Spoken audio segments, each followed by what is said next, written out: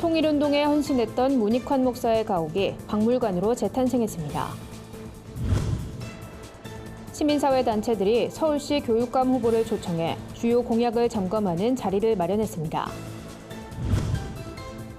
하나님의 창조 질서를 회복하자는 취지로 다양한 환경운동을 펼쳐온 교회들이 모여 녹색교회 네트워크를 창립했습니다. 기독교 대한감리회가 이철 감독회장 직무대행 주재로 총회 실행부위원회를 열고 정기총회 일정을 논의했습니다. 안녕하십니까. 구티비 뉴스입니다. 목회자이자 시인으로 활동했던 문익환 목사의 가옥이 박물관으로 재탄생했습니다. 문 목사는 생전에 통일운동에 앞장서 나라 사랑을 몸소 실천했던 인물로 잘 알려져 있는데요. 사단법인 통일의 집은 문 목사의 업적이 담긴 이곳이 후대 교육과 연구를 위해 쓰임받길 바란다고 밝혔습니다. 오현근 기자의 보도입니다. 문익환 목사는 7, 80년대 우리나라의 민주화 운동과 함께 통일운동을 이끌어왔습니다. 그런 그가 생전에 살았던 가옥이 그의 업적을 기리며 문익환 통일의 집이란 이름의 박물관으로 재탄생했습니다. 통일의 집은 문익환 목사가 1970년부터 가족과 함께 살았던 곳으로 문 목사가 소천한 뒤 부인 박용길 여사가 현판을 직접 써서 걸고 누구든 찾아올 수 있도록 개방했습니다. 문 목사가 생전에 한반도 통일에 앞장섰던 것처럼 그의 유품이 후대 통일 교육의 길잡이가 되길 원했던 겁니다. 여기가 문익환 목사님이 통일 고창이나 사회 활동하시던 산실이기 때문에 역사적으로 굉장히 중요한 역할을 할 수 있다고 생각합니다. 앞으로 많은 분들이 애호해 주시고 또 이것이 우리 대뿐만 아니고 우리 후대의 통일을 갖고 있는 한 산실로서 역할을 할 수 있도록 기대합니다. 문 목사는 남북 통일의 길을 열겠다는 계획으로 1989년 북한을 방문해 김일성과 회담하는 등 통일운동에 매진했습니다. 또 목회자로선 교회와 신학교에서 구약학을 가르치고 순수 우리말로 성경을 직접 번역하는 일에도 노력해왔습니다. 문 목사가 남긴 업적은 고스란히 통일의 집에 전시됩니다. 문 목사의 어린 시절 조부모의 공간이었던 기도방인 한반도 무궁화 자수가, 문 목사 부부가 손님들을 맞았던 마룻방인 통일운동을 염원하며 쓴 붓글씨 액자가 자리하고 있습니다. 시인으로서 또 목회자로서 지필과 번역에 힘썼던 자료도 안방에 함께 전시돼 있습니다. 역사는 기억의 산물입니다. 기억을 하지 않는 역사는 바른 역사로 자리 잡을 수가 없습니다. 우리 민족사에서 문익환 목사를 잃어버린다면, 기억하지 못한다면 분명히 그 민족사는 그릇된 역사로 자리매김될 것입니다. 평양 가는 기차표를 내놓으란 문익환 목사의 시구절은 통일을 위해 헌신했던 문 목사의 마음이 잘 담겨 있습니다. 한반도 평화의 길에 바짝 다가선 지금 문 목사의 업적은 한국교회가 사회 속에서 어떤 역할을 해야 하는지 좋은 본보기가 되고 있습니다. 구티비 뉴스 오현근입니다. 기독교 윤리실천운동, 사교육 걱정 없는 세상 등 6개 시민단체가 참여하는 2018 서울교육감 시민선택이 서울시 교육감 후보 공약 평가 토론회를 열었습니다. 이날 토론회는 정책 질의와 후보자 응답 등의 형식으로 진행됐습니다. 조영달 후보는 40여 년간 교육 현장에서 일하고 연구한 경험을 살려 정치로부터 교육을 지켜내겠다는 포부를 밝혔습니다. 진로 중심 고교과정 드림 캠퍼스, AI 에듀네비를 통한 1:1 학습 도움 체제 구축, 외고 자사고 추첨 선발 등의 정책을 공약으로 제시했습니다. 조희연 후보는 혁신학교, 학생 인권 조례, 친환경 무상급식 도입 등 지난 임기 동안 혁신교육에 힘써왔다며 공교육 강화를 위해 확고한 지원 정책을 펼치겠다고 말했습니다. 주요 정책으론 창의적 교육 공간 조성, 폭력으로부터 안전한 학교, 교육 공공성 강화 등을 발표했습니다. 한편 박선영 후보는 개인 일정상 이날 토론회엔 불참했습니다. 박 후보는 같은 날 서울 종로 광화문 광장에서 중도보수 교육감 후보 공동공약을 통해 학생과 학부모에게 완전한 학교 선택권을 부여하겠다고 밝혔습니다. 하나님이 창조하신 세계를 보전하는 데 한국교회가 힘을 모으기로 했습니다. 그동안 개교회 차원에서 환경운동에 앞장서온 교회들이 녹색교회 네트워크를 구축한 건데요. 앞으로 환경보호를 위한 다양한 프로그램을 함께 운영해 가기로 했습니다. 한진식 기자의 보도입니다. 하나님의 창조 질서를 회복하자는 목적으로 여러 환경운동을 펼쳐온 녹색교회 목회자들이 한자리에 모였습니다. 녹색교회는 교회 차원에서 지역 환경을 보호하고자 힘쓰고 있는 전국 50여 교회로 기독교 환경운동연대와 한국기독교교회협의회가 2006년부터 매년 선정해 왔습니다. 이날 모인 녹색교회 목회자들은 기환연을 중심으로 녹색교회 네트워크를 창립하고 각 교회에서 진행해온 환경운동 경험과 노하우를 나누며 회원교회들이 연대할 방안을 모색하기로 했습니다. 교회가 이 땅의 정의와 평화, 창조의 온전함을 회복하는 사명을 부여받은 공동체임을 서로를 통해 확인하고 빛으로 나아가는 일에 녹색교회가 함께 힘을 모아야 한다.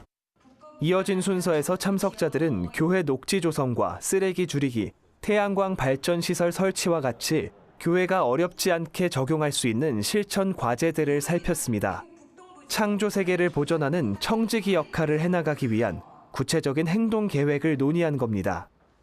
에너지 운동은 선언적 운동만으로는 참 어렵다. 각 교회나 특히 성도들의 가정에 자가 발전용으로 발전 용기가 설치되도록 하는 것을 저희가 목표로 삼고 있습니다. 한편 올해 녹색교회엔 친환경 농산물을 재배하는 강원 홍천군 도심리교회와 생태환경 교육을 진행하는 대전 대덕구 장동교회 등 10개 교회가 선정됐습니다. 구TV 뉴스 한진식입니다. 지난달 감독회장 직무대행을 선출한 기독교 대한감리회가 이철 감독회장 직무대행 주재로 총회 실행부위원회를 열었습니다. 이날 회의에선 제33회 정기총회 일정을 비롯한 다양한 안건을 심의했습니다. 기감 총실위는 제33회 총회 일정을 10월 30일부터 31일로 정하고 장소는 꽃제교회에서 계산중앙교회로 이전할 것을 결의했습니다. 가장 관심이 쏠리고 있는 감독회장 선거에 대해선 9월 12일과 13일 양일간 후보자 등록을 진행하고 10월 2일 선거를 실시할 계획입니다. 감리교 총회는 이를 위해 5월 31일 대전 하늘문교회 이기복 목사를 선거관리위원장으로 선출했습니다.